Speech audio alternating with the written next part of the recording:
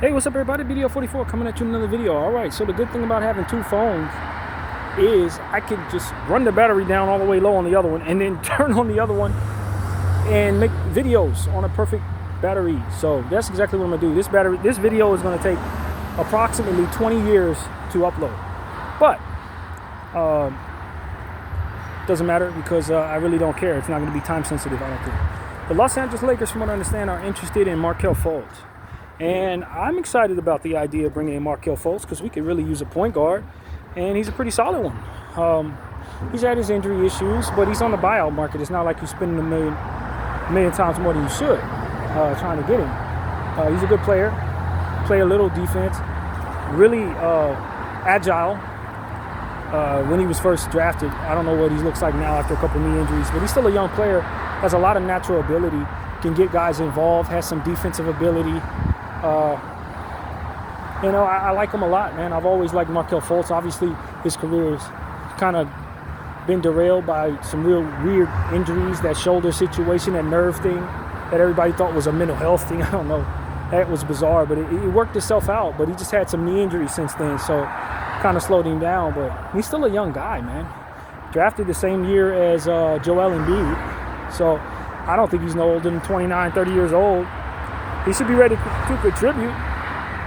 I don't think he should be out of the league. I don't think he'd be the worst player on our team if we picked him up right now, to be honest with you. I definitely don't think that. And so if the Lakers can pick him up, you certainly have my full confidence that he's worth creating a roster spot for. I definitely think that, especially as a team who has so many issues with our point guard position right now that really requires us to lean on people like D'Angelo Russell, whether he's playing well or not. I just think that Markelle Fultz would be an excellent pickup, kind of boost our overall talent level. Worst case scenario, he's out with injury. That's what we expect any damn way for a lot of situations like these where guys are going to be dealing with a bunch of multiple knee injuries and knee surgeries and stuff like that. We expect that he's going to probably miss some time here and there, but I think at his best, if he really gets his self-condition right, he's already proven he can be a triple-double threat. He's already proven he can be a real dangerous player. So I like Markelle Fultz for us. Give me a smooth 6.6 rebounds, 6 assists type of thing on a decent night. On a better night, he can go up to all-star level. He really can. But I just think that injuries have kind of robbed him, but not of his ability to play at this level, but more so to just have the upside of a superstar or something like that. So I want Markelle Fultz to stick around the NBA. I think there are people in the NBA a lot worse than Markelle Fultz right now. And there's no reason he should be on the waiver wire for too long. And I don't think so. It's just like Elfrid Payton. You see what Elfrid Payton did. Came in with the opportunity given, had like 21 assists, and it was waived again. I don't think, I'm going to be honest with you, I don't think the NBA is making a whole lot of sense with how they're evaluating certain talent at this point. Elfrid Payton should be in the league. Obviously, Markelle Fultz is with conversing. He should be in the league. Lonnie Walker should be in the league. There's just certain players on this waiver wire that I don't think should be out there, man. I really don't think so. These are good players, man. So, as far as I can tell, there's an opportunity to boost our overall talent level. And I think the Lakers should be interested in trying to do that. I know it's going to be hard to create roster spots in this circumstance, but if we can do some stack trades, as I was listening to As It Stands talk about, that might not be a bad idea, taking like 3 and 4 players and trading them for one, if you can upgrade 3 and 4 positions by doing so. And so that's my point of view. I think it's possible. I really think it's possible, man. And if we just have our head on straight as it pertains to evaluating where guys are currently and not just looking at what they've done in the past, do a lot more homework than I've done to update our understanding of where guys are at, I think there's probably plenty of stuff on the waiver wire that can overall boost our team right now. Because we got some guys that should be on the waiver wire running around as we speak. Or not running around, sitting, coming back from injury just to be decent. I'll be honest with you. Some of this stuff that we're waiting on, we don't expect to be that great when it comes back. Christian Wood, at this stage, do I expect a whole lot from Christian Wood? No. He's a waiver wire candidate his damn self. Cam Reddish, do I think he's that much better than Markelle Fultz? No. No, not at all. You know, and I look around, I keep that understanding. Like Gabe Vincent, is Gabe Vincent giving me that much more than Lonnie Walker would? I don't think so. No. Lonnie Walker's a more attractive player today for what it is we got going on than Gabe Vincent, in my opinion. Obviously, you like Gabe Vincent's ability to stay defensive, and maybe that turns into something that changes your mind. But I don't know, man. I think we have a bunch of guys who should be on the waiver wire playing for us right now. So if you can tell me that I can turn some of them people into some of the guys that I think are better than them, who happen to just not have jobs right now, then that's probably what I should be doing. That's what I should be doing. And so that's my point of view. I think the Lakers, they may have their eyes on bigger fish moves, but those might not be possible. These are the things that I think are possible. You move a couple guys that you know damn well should probably be in China anyway. You know, it's a lot of talk about Jonas Valanciunas. I don't want Jonas Valanciunas, but I'm aware that Jonas Valanciunas is not playing terrible ball right now. I want people to understand that since I last had conversations about Jonas Valanciunas, he's actually been pretty decent in the Washington Wizards. So they're valuing, they are showcasing him in a way that raises his value, as they should, and he's showcasing that he's okay. All right, cool. Take Jackson Hayes, Gabe Vincent, somebody else, I'm not really sure who, but stack them together and just ship them off for your Jonas Valanciunas piece. And even if Jonas Valanciunas is washed up and isn't doing that much for me, I can bring in Lonnie Walker, I can bring in Markelle Fultz, I can, you know what I mean? And those are better players than what we got any damn way. So that's what it really comes down to. Creating roster spots may actually be worth it for our team, man. Because there is stuff on the waiver wire that just might be flat out better than the stuff that we're running around with.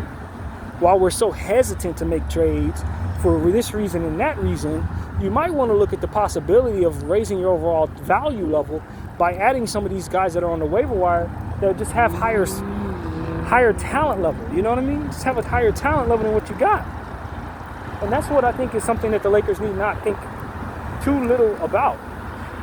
You know, you gotta have your head on that aspect of things. Say, you know, yeah, it's gonna cost a lot to make this trade, but it's also gonna be expensive to hold on to this valueless player and keep on playing him 20 minutes a night. Move this guy, eat the cost, and create a roster spot that you can give 20 minutes to a better talented player. That's the way to go right now. That's what the Lakers have to do, man. And that's where people were gonna, in my humble opinion, that's where a guy gets judged. If you're a GM, you kind of get judged by whether or not you're going to be good at those type of things. Maybe you can't make a trade to get me Trae Young or Donovan Mitchell, or maybe you can't get me Walker Kessler. That's cool. That's what it is. But can you shift some of this back of the bench stuff out, create roster spot there, sign guy who's going to play well, sign another guy who's going to play well. That type of stuff is important, man. That type of stuff is just as important for your situation as making the big trade, in my opinion. Boosting your bench for the coming seasons ahead, boosting your overall value level for the coming seasons ahead, so that if you do decide to trigger a rebuild, more of what you have is covetable on the market than what it is that you have right now. These are the type of things where if it costs a little bit extra to do this, if your creativity will allow for it, you'll make up for it on the back end. And so these are the type of things I'm looking at and say, okay, do I have the right GM in place to do that? Because that is something that is a real overall talent boost thing for the Lakers. Maybe you're waiting for a guy like Gabe Vincent to raise his overall trade value. Does that make as much sense for what it is we're talking about as moving on from Gabe Vincent to create the roster spot so that you can bring in a guy who can double in value right away? You see what I'm saying? While you're waiting on Gabe Vincent, that same amount of time could be used to showcase new players and get them more that need to be given opportunities that are ultimately sitting on the waiver wire right now. So it's like, it's a lot to consider, and a great GM and a great front office is going to strike it rich in these areas. They're going to strike it rich in these areas, and in doing so, 2 summers from now, their trade package they offer for so-and-so is going to be so much better of a package because they did these things right now. So that's what I want people to understand. GMing is not just about making trades. It's about understanding how to overall boost your value of what it is that you have on your roster, have it all looking cohesive and playing well. And then from there, making good decisions with it as it raises in value. And if you're sitting on crap that's not worth any damn thing, and you're sitting on your hands waiting for an opportunity to make the biggest trade, and nobody wants to take your package because it's trash, it's because you didn't do these things correctly leading up to that moment where you're ready to make a trade. So what type of GM do we have? The GM's going to understand this aspect of the game, or a GM's just going to sit at the edge of the table, biting his nails, waiting for an opportunity to make a trade that's going to be cheap because what he has to offer isn't worth anything. You see what I'm saying? And when people judge our GM on not making moves, these are the things that ultimately tell the difference, make the difference in regards to him being able to make moves. How he plays that game there that I just described. And so I encouraged Rob Pelinka, if you follow me, which I have a belief that you probably do on a burner, start looking at how you can overall improve the back of this bench so that you can make trades with that stuff a year from now, 2 years from now, that ultimately will make it so very attractive for you to win a battle to make a trade for a guy like Trae Young. Because that's really what you want to do, man. That's really what it's all about for you. And being hesitant on everything because you can't do the big thing isn't beholding the fullness of your job correctly. These little moves and these little maneuverings are extremely essential to ultimately the assessment of your job, in my opinion. And if it ain't, people ain't doing things correctly.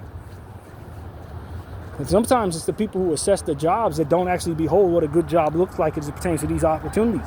They're looking at the big trade and whether or not you pulled it off. They don't even know what it took to get that good trade package that's going to ultimately make it so that you can win that trade opportunity. They don't even know. That's what this channel is for, to help them understand too. Like, look, this is what you're assessing. This is what you're assessing. Did he sit on garbage too long, waiting for it to get decent?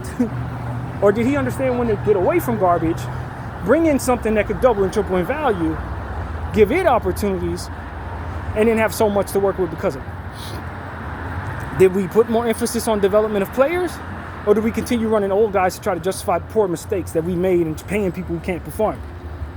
And how did that translate to the trade package we had trying to win a trade, bidding for a big player or whatever? You know what I'm saying? This type of stuff matters, bro. And too many people think it doesn't, it seems, all over the league. And as a result, when it's time to make trades, it's only like 2 or 3 teams that have enough to do enough. That shouldn't be the case. You should be able to do a lot, so long as you do things correctly. That's what it really comes down to. And so that's what I'm saying to all of you guys, man.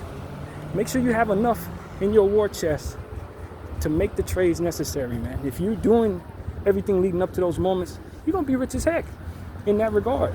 But if you're not, you're going to be poor and you're not going to get what you need. It's really that simple. It ain't deeper than that, man. It's about the lead up.